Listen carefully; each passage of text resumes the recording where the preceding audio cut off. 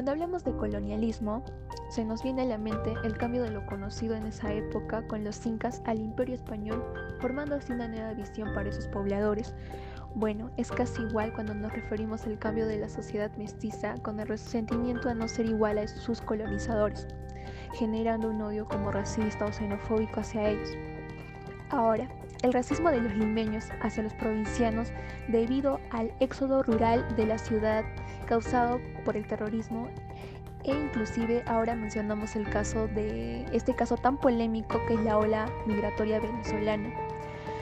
A partir del año 2015 se observó con notoriedad la presencia de migrantes venezolanos por varios países fronterizos. Inicialmente emigraban a países europeos y Estados Unidos. Y en estos últimos años que los países del Pacífico del Sur han recibido a esta población inmigrante. En el gobierno del expresidente Pedro Pablo Kuczynski se accedió a la fácil tramitación y acceso al territorio peruano, lo que llevó a que ingresara un estimado de 1 millón de venezolanos en el país. Esta situación trajo desafíos al país que comprenden políticas de integración en el más amplio sentido de integración y xenofobia venezolana. Sociedad peruana.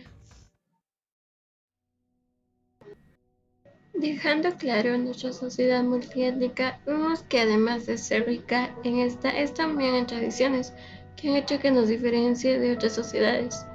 Dejando en claro la sociedad de clases porque se estructura en niveles y estatus. ¿Qué es la migración?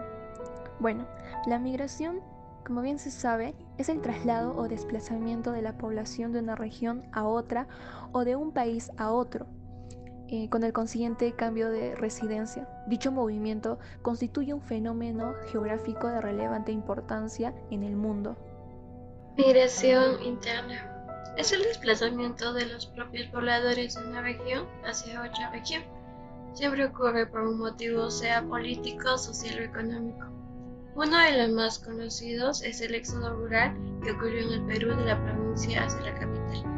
Migración externa. Es el desplazamiento de una población hacia otro país. Se trata de un fenómeno que siempre ha existido, desempeñando un papel importante en el desarrollo humano, particularmente en la configuración estructural de la población de muchos países, como en el caso de nuestro país. Ahora, ¿a qué se debe la crisis en Venezuela?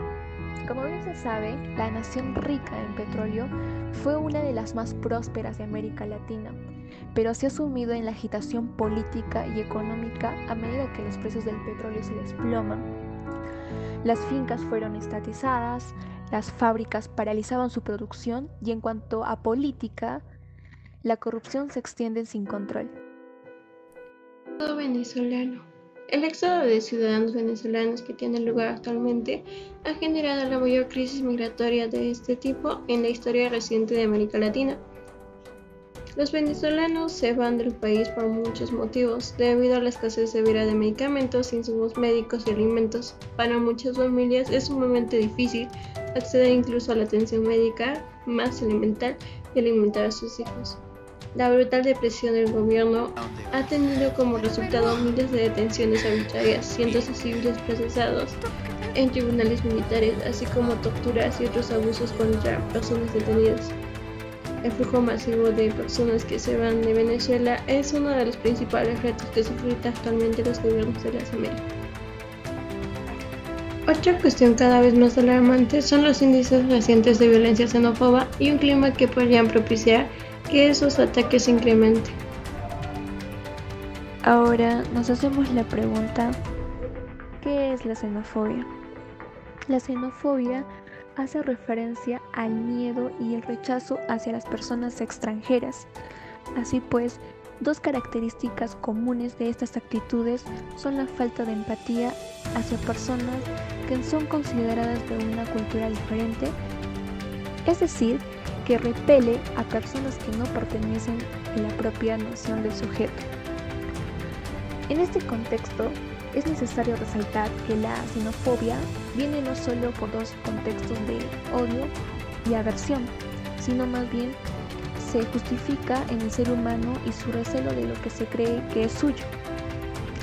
Una consecuencia muy clara de la xenofobia es la discriminación. Cuando se discrimina a alguien, se lo separa del grupo y es muy susceptible de recibir ataques como consecuencia de un prejuicio. Nosotros creemos firmemente que el respeto a la diversidad es un pilar fundamental en la erradicación del racismo, la xenofobia y la intolerancia.